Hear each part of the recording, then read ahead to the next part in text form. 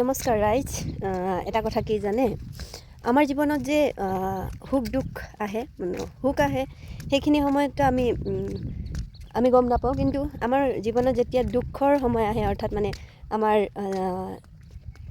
লাইফত যেতিয়া বেয়া সময় আহে, বেয়া সময় আহিব লাগে সেইটো ক'ব বিচাৰিছোঁ। মানে আমাৰ প্ৰত্যেকৰ লাইফত বেয়া সময় আহিব লাগে, তেতিয়াহে আমি বুজি পাওঁ কি আমাৰ কোন আপোন আৰু কোন আপোন নহয়। কাৰণ তেতিয়াহে বুজি পোৱা যায় কোনে কিমান আমাৰ আপোন হোৱাৰ